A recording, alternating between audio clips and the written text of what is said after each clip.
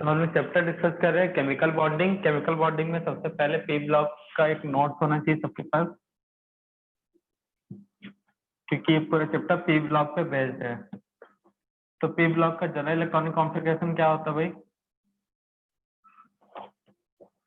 NS021 general electronic configuration. N s में compulsory 2 electron और p में कितना होगा 1 2 6 इलेक्ट्रॉन। तो पी ब्लॉक जो स्टार्ट है वो ग्रुप 13 14 15 16 17 18 यही था। ये था ग्रुप। वैलेंस शेल इलेक्ट्रॉन 13 में 3 14 में 4 15 में 5 16 में 6 17 में 7 18 में 8 सब में 10 माइनस कर देना। तो क्या निकल जाएगा आपको? Valence shell electron find out कर लोगे। तो group number 13 to 18 p block कहलाता है भाई।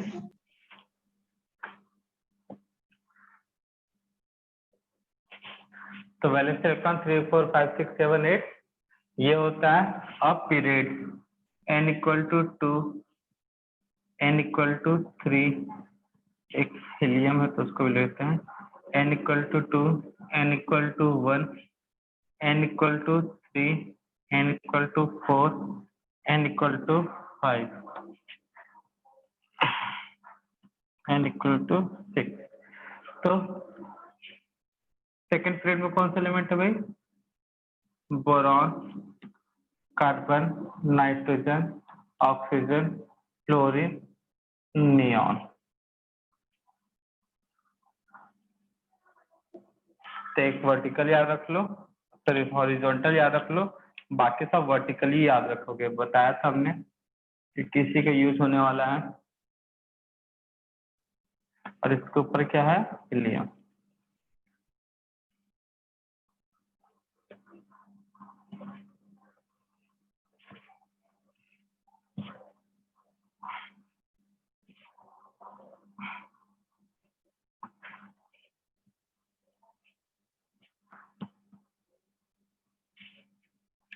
तो वैलेंस इलेक्ट्रॉन यहाँ पे हीलियम को छोड़ एक्सेप्ट, ठीक है ना, इसके वैलेंस सेल में नहीं होते। इसका वैलेंस सेल में कितने इलेक्ट्रॉन होता है भाई?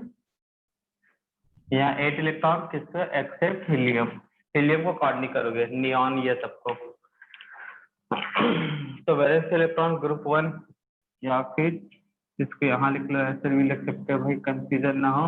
वैलेंस सेल इलेक्ट्रॉन 3 4 5 6 7 8 यहाँ तक। और उसके बाद जो हीलियम है उसके वैलेंस सेल में कितने इलेक्ट्रॉन होते हैं भाई? 2। ये ग्रुप 18 था।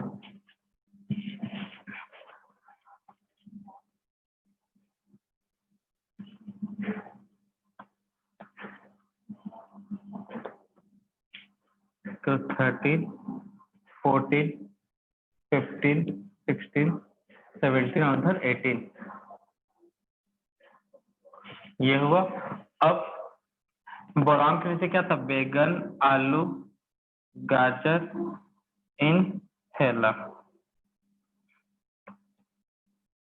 उसके बाद क्या था? कार्बन में काशी, गए, 3 लेड, लेड मतलब पीबी। उसके बाद नाना, पाटेकर, ऐश्वर्या, सब बिखारे। Oxygen, sulphur, selenium, tellurium, polonium. और वो जरा सावधानी से टिपो, यही था ना भैया? ओ सलमान सावधानी से टिपो। फिर कल बाहर आई आंटी, ऐसे ही बोला था इसको। क्लोरो ब्रोमो आयोडोनियन में हीना, नेहा, को पहले helium, neon, argon, krypton, xenon, radon. तो बोला था यहाँ पे हीना, नेहा और करीना, जिरॉक्स है, रवीना के, ऐसा करके याद करने के लिए बोला था। और सबके नीचे इनका वैलेंस से इलेक्ट्रॉनिक कॉन्फ़िगरेशन पता होना चाहिए भाई।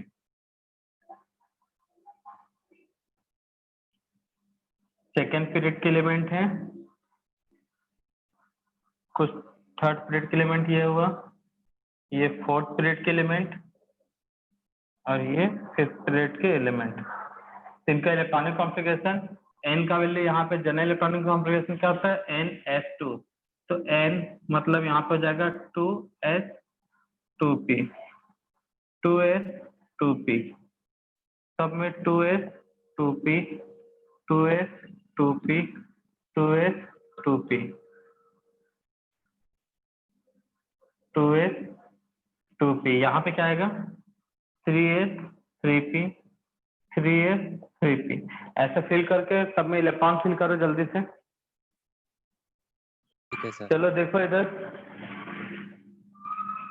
कितने इलेक्ट्रॉन है यहाँ पे 3, तो 2 यहाँ पे जाएगा, 1 यहाँ पे, सब में 3 है तो 2 यहाँ 1 यहाँ, 2 1 2 1 2 1। ये वैलेंस है इलेक्ट्रॉनिक कॉन्फ़िगरेशन अभी है सबका। कितने इलेक्ट्रॉन है 4, तो ए से मैक्सिमम 2, पी में बचा कितना 2, तो 2 2। ये टेबल एकदम रटा होना चाहिए बिल्कुल। यहाँ पे वैलेंस चल 5 है तो 2 यहाँ 3 यहाँ, सब में वही चलेगा 2 3 2 3 2 3 2 3। 4 है तो 2 इसमें, 4 यहाँ पे, तो 2 4 2 4 2 4 2 4 5 7 है तो 2 5, तो 2 5 2 5 2 5 2 5 6 है तो 2 यहाँ पे 6 8 है ना, तो 2 6 2 6 सब में 2 6 2 6। तो ये था इलेक्ट्रॉनिक कॉन्फ़िगरेशन के साथ पूरा पी ब्लॉक एलिमेंट, जो कि आपको याद रखना है। इसको कंप्लीट कर लोगे भाई, नेक्स्ट आगे देख रहे हैं। अब बोलोगे सर ये रुको हमारा हुआ नहीं है, तुम लोग खुद कर लोगे ना बेटा। बता दिया कैसे याद रखना है, टेबल को नोट करना है। ये हो गया फर्स्ट पॉइंट याद रखने के लिए पीरियोडिक टेबल में। पीरियोडिक टेबल बोलता हूँ, पी ब्लॉक में के टेबल में ये सब चीजें पता होना चाहिए। नेक्स्ट लेक्चर में आपको काम आने वाला है वैलेंस इलेक्ट्रॉन ये सब के बारे में। अब उसके बाद यहाँ पे डिस्कस करने वाले हैं सबसे पहले ऑक्टेट रूल। तो नोट करना 2 बातें ऑक्टेट रूल में। कोई भी एलिमेंट बॉन्ड क्यों बनाता है, अपने ऑक्टेट को कंप्लीट करने के लिए। तो ऑक्टेट होता क्या पहले ये पता होता है। The tendency of an element, the tendency of an element, the tendency of an element to contain या carry 8 electron in outermost cell. The tendency of an element to carry 8 electron in outermost cell is called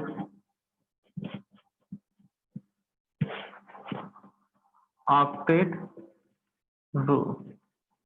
तो 8 electron रखने की जो tendency है element की, इसी को हम लोग क्या बोलते हैं ऑक्टेट रूल।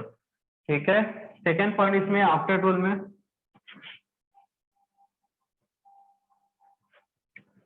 रूल नहीं मतलब सेकेंड पॉइंट है 8 electron, if 8 electron present in outermost cell, then elements or ions are more stable because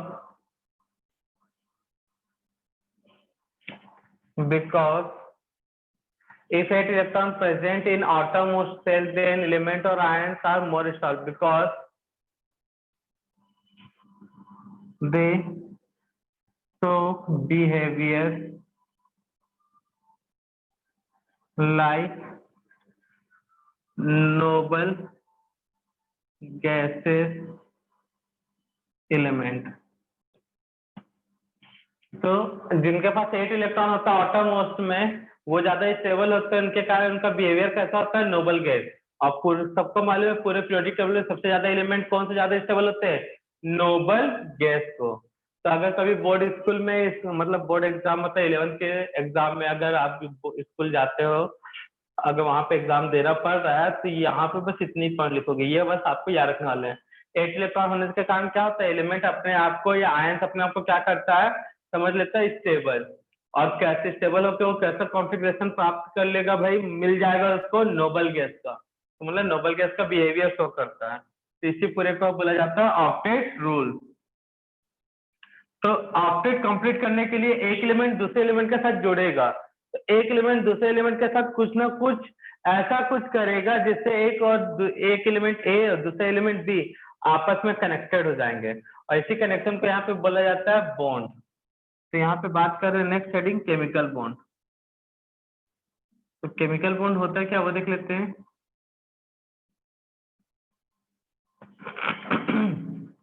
chemical bond, तो यहाँ पर हम लोग डिस्कस करते हैं केमिकल बॉन्ड क्या होता है।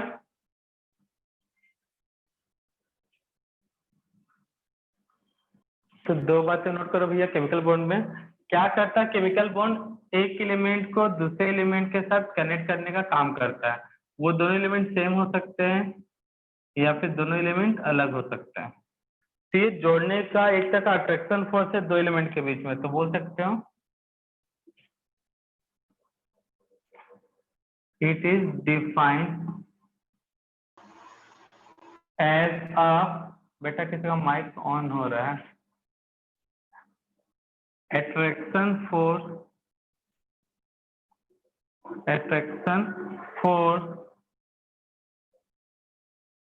between two or more than two element, more than, it is defined as an attraction force between two or more than two element।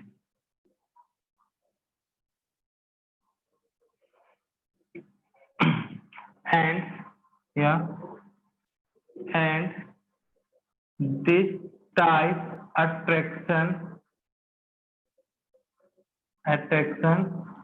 formed by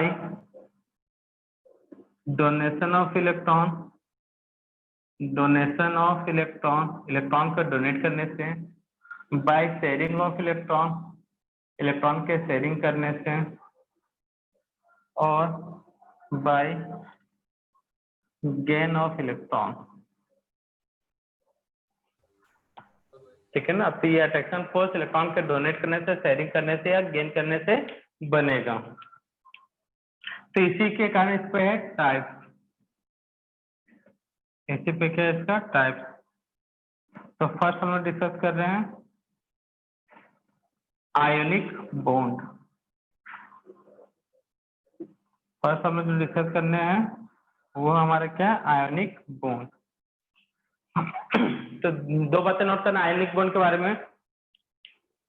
the bond between, ionic bond में दो बातें note करना, the bond between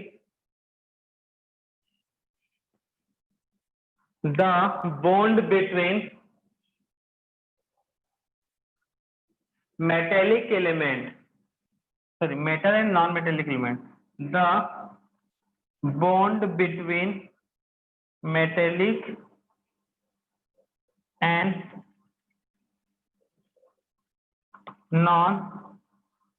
non-metallic element, the bond between metallic and non-metallic element is called the bond between वाला तो सब गायब ही हो गया, the bond between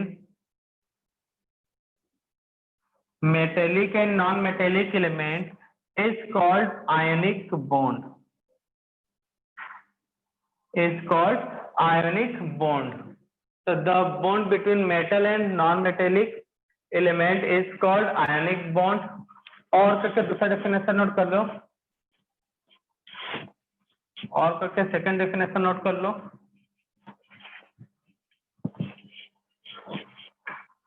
The bond between metal and non-metallic element is called ionic bond. Second definition note कर लेना बच्चा और करके. The bond between cation and anion.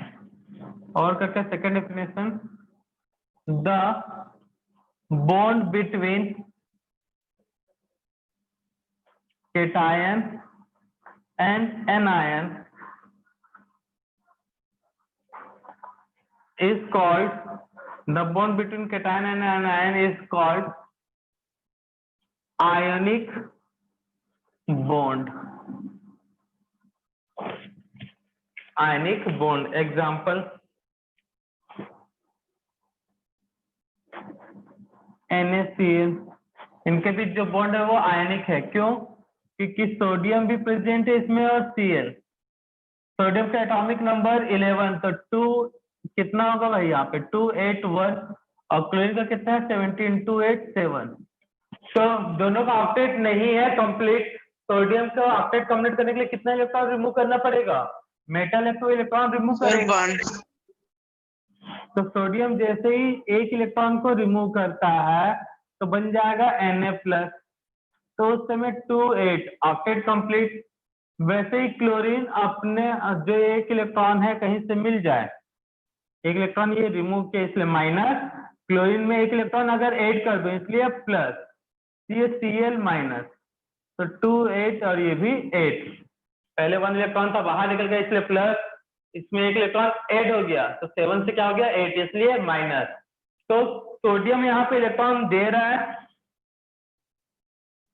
Sodium ion electron यहाँ पे डोनेट कर रहा है, और क्लोरीन आयन उस इलेक्ट्रॉन को क्या कर रहा है एक्सेप्ट. इन दोनों के बीच में जो बॉन्ड है उसी बॉन्ड को हम लोग क्या बोलेंगे? Ionic bond. तो आयंस के बीच बॉन्ड है इसलिए इसको बोलते हैं इलेक्ट्रोस्टैटिक बॉन्ड.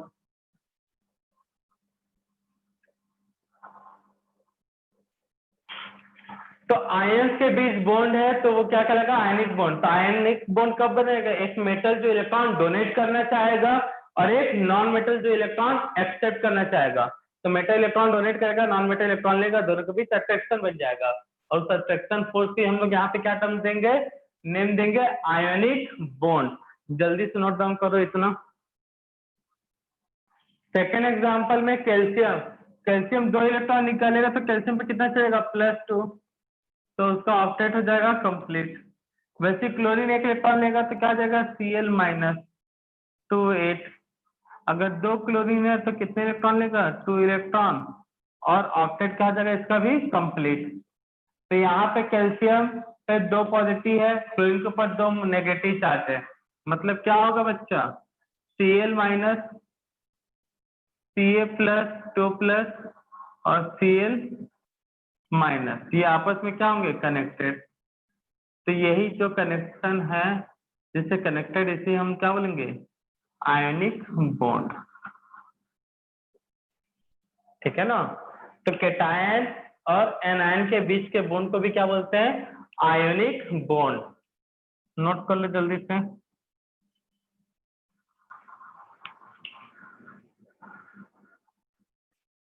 किसकी बात कर रहे हैं हम लोग? क्वाड्रेट बॉन्ड और डेटिव बॉन्ड. तो डेटिव वर्ड ही उठाया गया डोनेशन से. तो यहाँ पे डोनेशन किसका होता है? लोन पे इलेक्ट्रॉन का. एक बॉन्ड के लिए 2 इलेक्ट्रॉन चाहिए तो लोन पे मतलब कितने इलेक्ट्रॉन? 2. एक बॉन्ड बनाने के लिए कितने इलेक्ट्रॉन चाहिए रहता भैया? 2. ठीक है ना, इस टाइप के बॉन्ड बनाने के लिए. और लोन पे मतलब भी क्या होता है? 2 बॉन्ड, सॉरी 2 इलेक्ट्रॉन. ये बनता है क्या? बाय डोनेशन ऑफ लोन पे इलेक्ट्रॉन. तो वही नोट कर लेते हैं. This type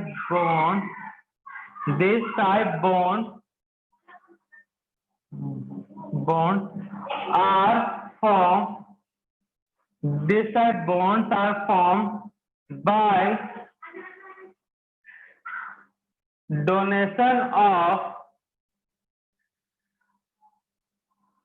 lone pair electron, bracket में 2 electron. These type bonds are formed by the donation of lone pair electron to electron deficient species. तो इलेक्ट्रॉन डेफिशिएंट स्पीसीज, तो किसको मिलेगा भाई? ये बनेगा बॉन्ड इलेक्ट्रॉन डेफिशिएंट स्पीसीज को। तो बोल सकते हो this type bond are formed Lewis acid and base. This type bonds are formed in Lewis acid और बेस। ठीक है ना, लेविस बोलते हैं, लिखा जाता है, पढ़ते हैं Lewis, Lewis acid and base, या लेविस भी बोलेगा तो चलेगा। तो होता क्या Lewis acid? This type bonds are this type bonds are formed between, करना था यहाँ पे, formed between Lewis acid and base. Lewis acid and base. Lewis acid electron deficient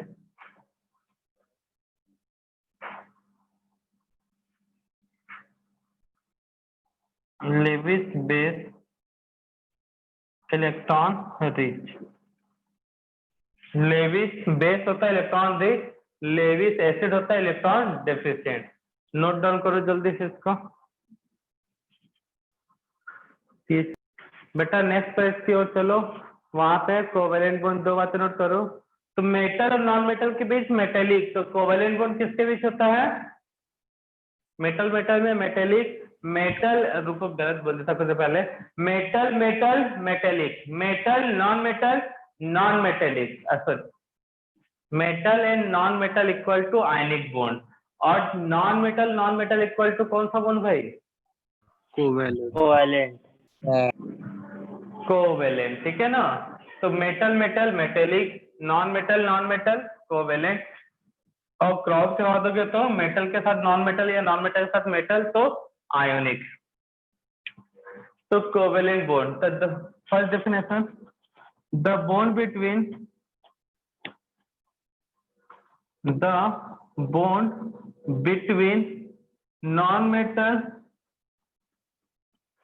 non-metallic element, the bond between non-metallic element, the bond between non-metallic element is called covalent bond, is called covalent bond। ये form कैसे होता है वो भी note कर लेते हैं भाई। It is formed by sharing of electron,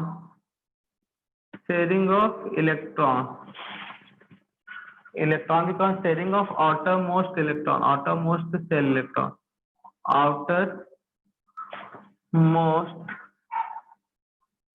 cell electron. It is formed by the sharing of outermost cell electron। तो outermost cell में जो इलेक्ट्रॉन होता है उसके शेयरिंग से बनता ही है भाई। Example, third point, H2Cl2 N2O2, एक हाइड्रोजन प्लस दूसरा हाइड्रोजन, तब बना ये फर्स्ट क्लोरीन सेकंड क्लोरीन, तब ये बना first nitrogen atom, second nitrogen atom, third oxygen plus oxygen. तो हाइड्रोजन का वैलेंस शेल में कितने इलेक्ट्रॉन होता है भाई? 1 फर्स्ट हाइड्रोजन और ये सेकंड हाइड्रोजन, दोनों मिलकर क्या बना लेंगे? इलेक्ट्रॉन का शेयरिंग। तो ये H2 बन जाएगा। क्या बन जाएगा ये? H2। वैसे Cl, first Cl second Cl, दोनों आपस में मिलकर क्या बना लिए? Cl2। तो भैया Cl के आउटर शेल में कितने इलेक्ट्रॉन होता है भाई? 2 8 7, कितना होता है 7। तो first electron, first, second, third, fourth, 5, 6, वैसे फर्स्ट, सेकेंड, थर्ड, 4, 5, 6 ये हुआ। तो 2, 4, 6, 7, 2, 4, 6, 7 इलेक्ट्रॉन का क्या कर लेंगे, एक एक इलेक्ट्रॉन का ऑक्टेट से एक इलेक्ट्रॉन कम है, तो दोनों एक इलेक्ट्रॉन क्या कर लेंगे, शेयरिंग। ये ऑक्टेट कंप्लीट, ये ऑक्टेट क्या हुआ, कंप्लीट। नाइट्रोजन के आउटर शेल में कितने इलेक्ट्रॉन, 5।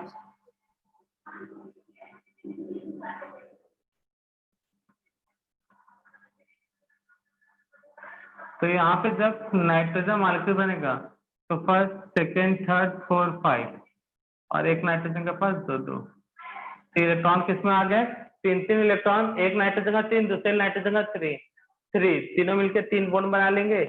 2 इलेक्ट्रॉन से 1 बॉन्ड, 2 इलेक्ट्रॉन से कितना मिलेगा, 1 बॉन्ड, तो टोटल 3 बॉन्ड। तो इसलिए नाइट्रोजन हाईली स्टेबल होता है। ऑक्सीजन के इलेक्ट्रॉनिक कॉन्फ़िगरेशन 2, 8, 2, 6। तो क्या होगा भाई, 1, 2, 3, 4, 5, 6, 1, 2, 3, 4, 5, 6, तो 1, 2, एक ऑक्सीजन, 1, 2, 3, 4, 5, 6 पहले ऑक्सीजन का, सेकेंड 1, 2, 3, 4, 5, 6 ये कॉमन है, तो इसके लिए भी काउंट होगा, इसके लिए भी। तो ऑक्टेट क्या हो गया, कंप्लीट। इसका H2 बना, Cl2 बना, NH3 बना, O2 बना। नोट डाउन कर लो।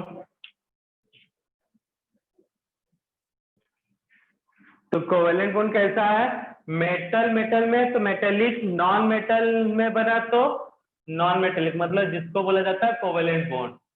अब H2 के एक इलेक्ट्रॉन का शेयरिंग किया तो यहाँ पे नॉन मेटेलिक बॉन्ड मतलब कोवेलेंट, दोनों ने एक इलेक्ट्रॉन का शेयरिंग किया इसलिए कोवेलेंट। यहाँ पे 3 इलेक्ट्रॉन का शेयरिंग हुआ है इसलिए यहाँ पे कोवेलेंट, यहाँ पे भी 2 इलेक्ट्रॉन का शेयरिंग हुआ है, यहाँ भी क्या बोलेंगे इसे, कोवेलेंट बॉन्ड। जल्दी से नोट डाउन करो बच्चा लोग।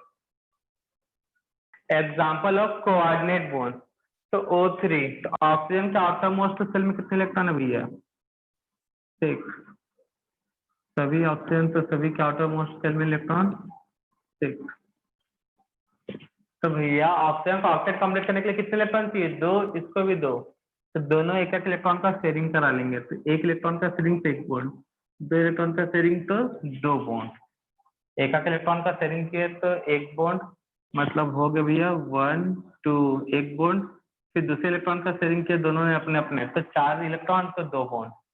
अब इसका ऑक्टेट कंप्लीट नहीं है बट O3 होता है भाई, होता है ना O3, तभी तो सर्वाइव कर रहे हैं भाई ह्यूमन बींग और कुछ ऑर्गेनिज्म, और नहीं तो अल्ट्रावायलेट रे आता पता नहीं सब कहाँ जाते हैं।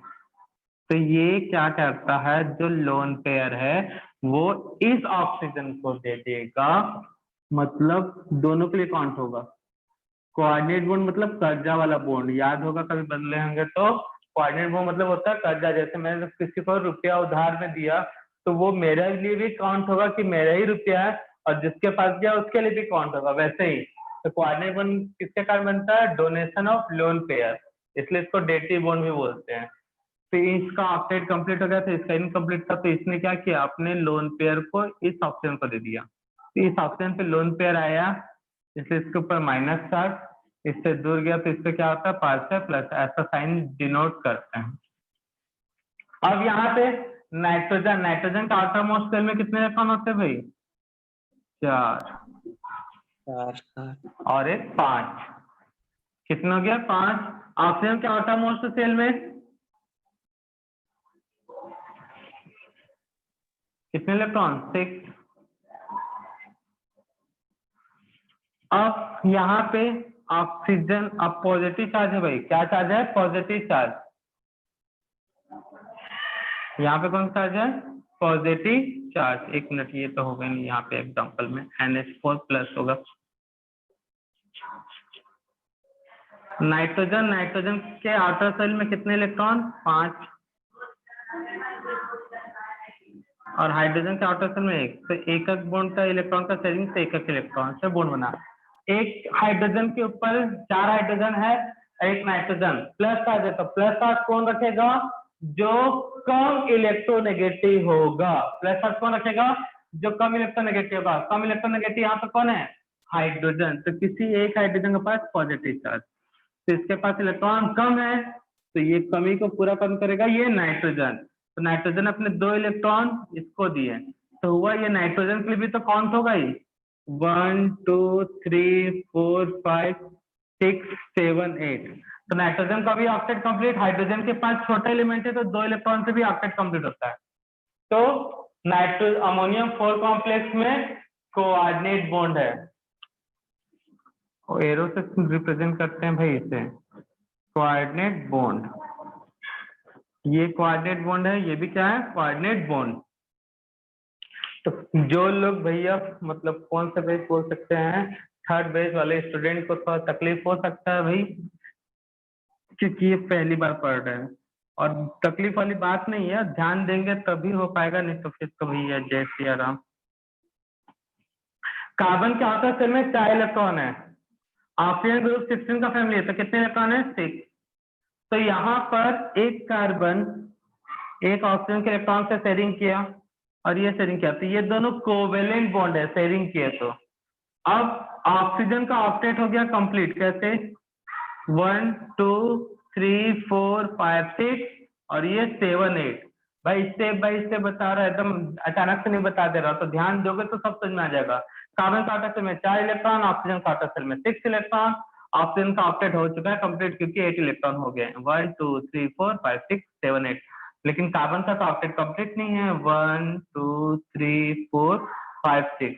तो यहाँ पे ऑक्सीजन हेल्प करता है, बोलता है तूने मुझे स्टेबल किया, मैं तुमको स्टेबल कर दूंगा।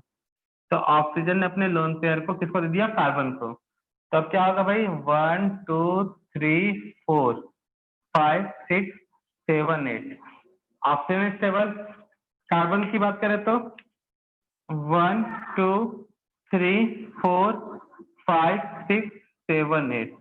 कार्बन भी स्टेबल। तो यहाँ पे भी क्या है? Coordinate bond.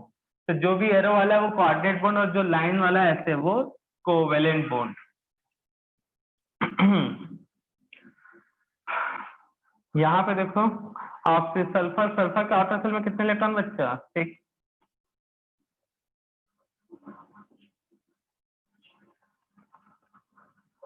तो ये शेयरिंग और ये donation, octet complete.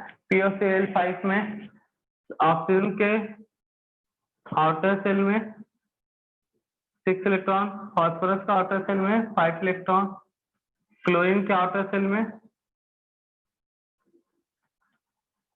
7 electron,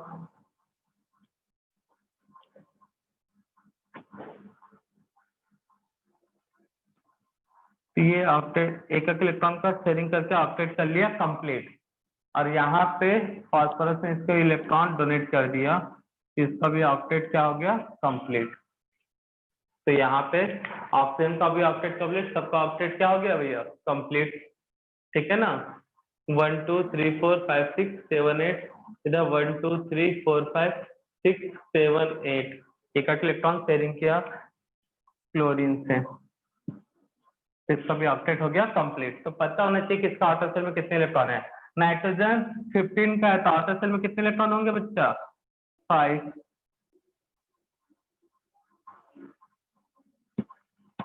oxygen के आउटर शेल में 6 इलेक्ट्रॉन, ग्रुप 16 का है।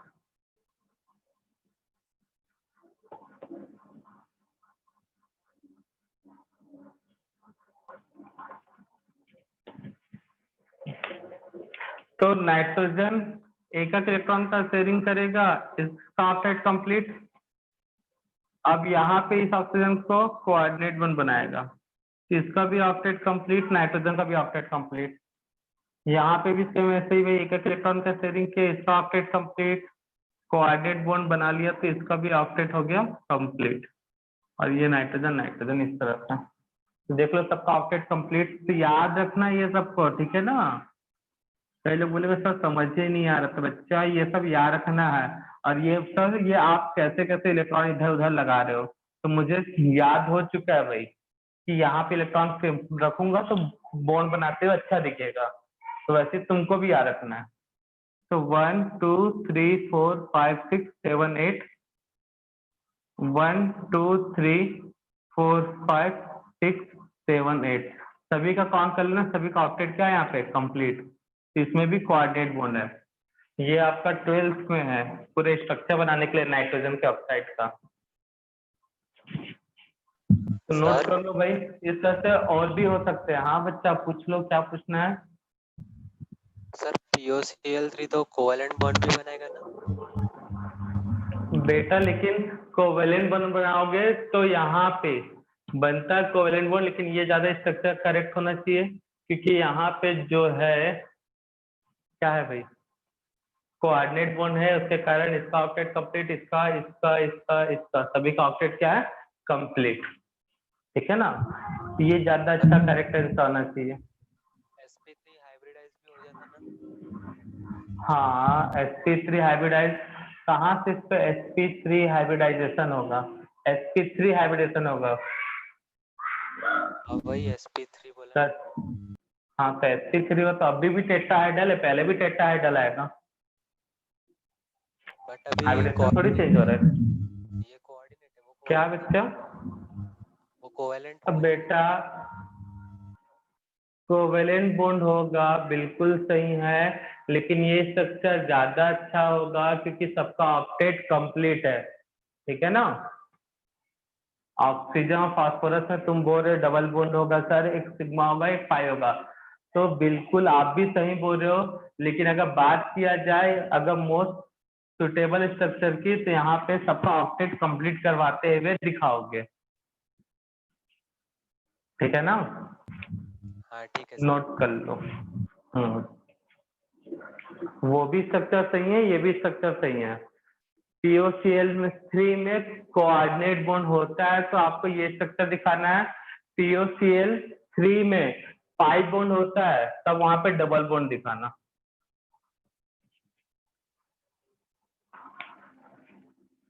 तो नोट कर लो भाई, मंडे के भी क्लास में थोड़ा सा बेसिक इंफॉर्मेशन ही चलेगा इसका।